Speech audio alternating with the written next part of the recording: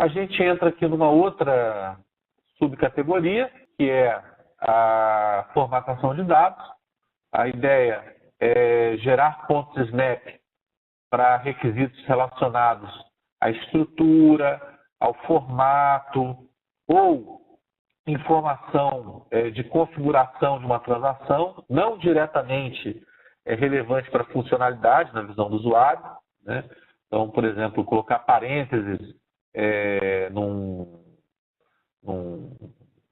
telefone, né? Ou colocar um traço nesse telefone.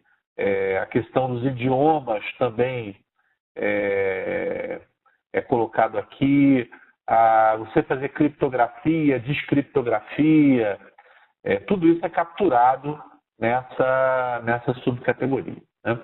Então, você tem aqui a avaliação no processo alimentar também. Então, acho que está se consolidando na cabeça de vocês aí que a minha planilha vai ter um processo alimentar, aí eu vou pegar esse processo alimentar e avaliar no que tange a validação de entrada de dados. Pegar esse processo alimentar no que tange a operações lógicas e matemáticas. Pegar esse processo alimentar e avaliar no que tange a formatação de dados.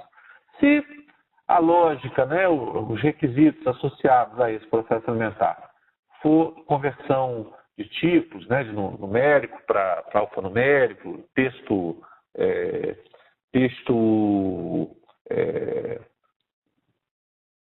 meu Deus, que branco que me deu. Quando você tem o número 100 e quando você tem aquele número 100 escrito, né? Quando você tem 150 na forma de um numeral, quando você tem 150 escrito, 150, né? Então, conversão de tipos ou simples formatação, extenso, exatamente. Conversão de tipos ou simples formatação. Nesse caso, para cada tipo de dado transformado, eu vou considerar 2 snap points. Criptografia e descriptografia baseado numa biblioteca. Então, você precisa fazer a criptografia e descriptografia. No entanto, você não desenvolve isso, você utiliza uma biblioteca externa, daí você conta com 3 snap points. Caso você tenha uma criptografia e descriptografia que você desenvolve, você vai ter 5 snap points para cada tipo de dados. É importante colocar que se, digamos, né, você tem lá um projeto de melhoria e que aquela transformação já motivou a contagem de pontos de função relativos a ela, né? Nesse caso, a gente não vai medir snap points dessas transformações, já vai ser capturado lá na medição do tamanho funcional. Então, mais uma vez, a gente tem esse caráter nessa subcategoria de transbordo, né? Então, o 1.2 a gente vê claramente essa coisa do transbordo, a 1.3 a gente vê claramente isso. Já a 1.1 não, né? A 1.1 ela é algo que é complementar, não é algo que represente assim uma situação de exceção, fora da rotina.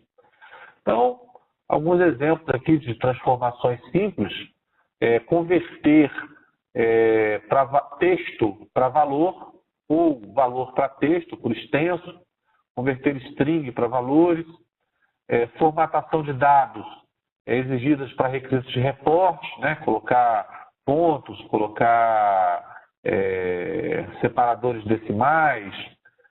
Uma aplicação apresenta data no formato mês, dia, ano e horário de Greenwich e temperatura em Fahrenheit. Aí agora eu quero mostrar isso ano, mês e dia, e o horário tem que ser sempre no fuso local e a temperatura em Kelvin, né? E eu tenho que mexer na apresentação.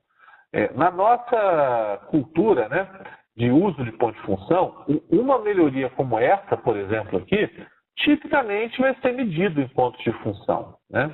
Então, o que o manual fala aqui, né, que se você já mede isso em ponto de função, você não deve gerar snap points referentes a isso.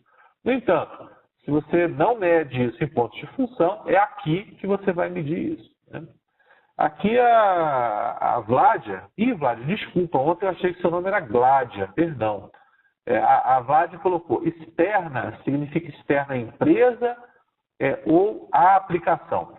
significa externa ao projeto, né? Se a criptografia será desenvolvida pelo projeto, ela não é fornecida externamente, né? Já, se você utiliza um pacote da CertSign, se você utiliza um pacote desses como o PGP, Pretty Good Privacy, né? Ou aquele GPG, GNU, sei lá o que é a sigla desse negócio, não foi você que desenvolveu essa criptografia, você não vai ser pontuada como se você tivesse desenvolvido. Você vai ser pontuada pela integração desses elementos, tá certo? Então, externo significa externo ao projeto, tá certo, Vládia? Vládia? Oi, Cadu. Cadu, é porque eu fico com a dúvida que assim, o pessoal já veio perguntar se quando eles utilizam uma criptografia que foi desenvolvida para outro projeto, para outro produto, mas é um produto da DataPrev, a gente consideraria essa criptografia como sendo externa ou não? Como eu falei, né? Você tem que avaliar o teu projeto. Se para esse projeto você já tem esse comportamento relacionado à criptografia disponível para você, você não é o projeto que desenvolveu, né? Então você vai considerar que ele é externo. Então você me colocou duas opções, a empresa ou a aplicação, né? Externa é a aplicação ou o projeto, né, que a gente está avaliando. É porque como a empresa às vezes disponibiliza assim, aqueles recursos compartilhados, né? Assim, essas bibliotecas. Faz parte da sua arquitetura, né? Isso. Aí, assim, é uma coisa que não foi desenvolvida no projeto, mas está ali disponível para ele, né? Você vai considerar como externo. Ok. Tá bom. Certo? Obrigada. Não foi desenvolvido pela empresa. Agora, observa, Vlad, que eu estou falando em termos gerais, tá? Porque dependendo do propósito, dependendo do posicionamento na fronteira, esse tema criptografia, ele, em per si, pode representar uma aplicação, tá certo? Ok. Nada impede que eu meça esse serviço de criptografia como se fosse uma aplicação em per si, né? Então, estou falando assim, me colocando numa visão externa de negócio, né? Agora, dependendo do propósito, é possível que essas coisas de criptografia sejam medidas, comportamento, né, associado à criptografia, ele seja medido, inclusive, como uma aplicação à parte. O mais importante para a gente aqui é destacar o seguinte, que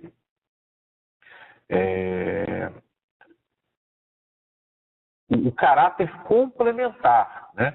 Se você já mediu determinado comportamento, né, em pontos de função, você não vai medi-lo nessa subcategoria do SNAP.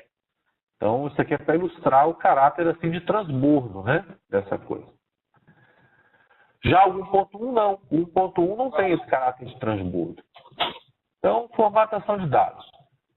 Transformações complexas. Habilitar o suporte a vários idiomas, pelo uso de dados de código, criptografia, descriptografia, compressão, descompressão, conformidade com padrões de transferência eletrônica de dados em um ambiente de cuidados à saúde, né? Pacotes de dados são enviados e recebidos em um formato específico de transações de EDI.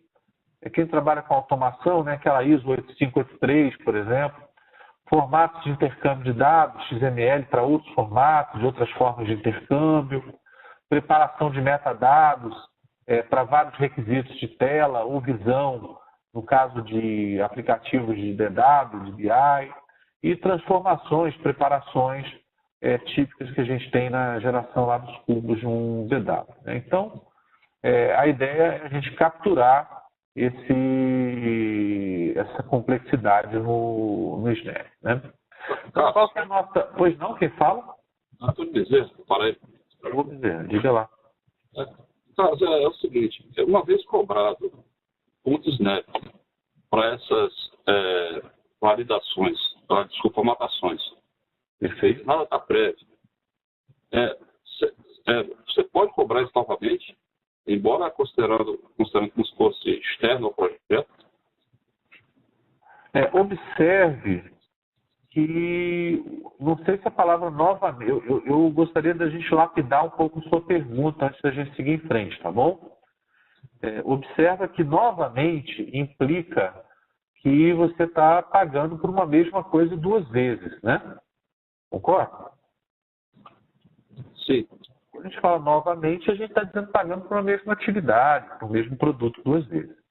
Existe um trabalho que é o trabalho de integração de um elemento externo ao meu ambiente interno do projeto, né? Então, dificilmente você pega uma solução dessas externas e você encaixa sem um trabalho de integração, né, dessa coisa.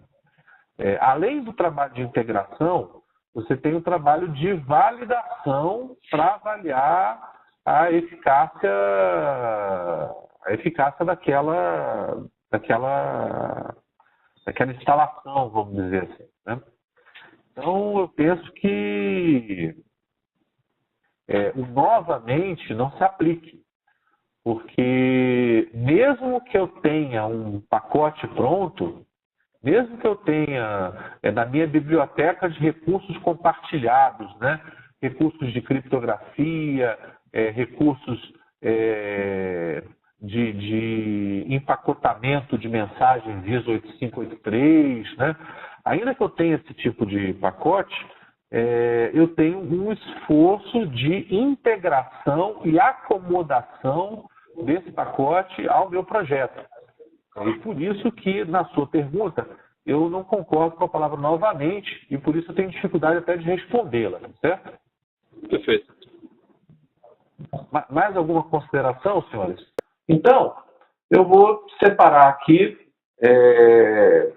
5 minutinhos para vocês darem uma avaliada nesse estudo de caso e, a partir desta avaliação, vocês avaliem qual é o enquadramento, né? Aqui na tabela se fala criptografia e descriptografia, mas como vocês podem perceber, essas transformações complexas não se limitam à criptografia e descriptografia, né? Então, eu vou pedir para vocês analisarem esse caso. A partir dessa análise, preencher esse quadro. Vocês receberam um arquivo em PDF da nossa parte, não receberam? Isso. Então, usem esse arquivo em PDF para preencher essa planilha. E daqui a 5 minutos, a gente volta para conversar sobre esse assunto. Tá? São 12:05. A gente volta 12:10. E nesse meio tempo, eu estou aqui com vocês para dar qualquer suporte aí que vocês precisarem, tá certo?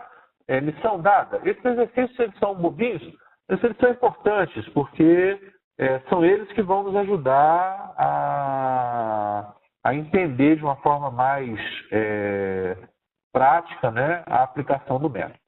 Senhores, missão dada então, hein? Daqui a 5 minutinhos a gente volta aí para revisitar isso.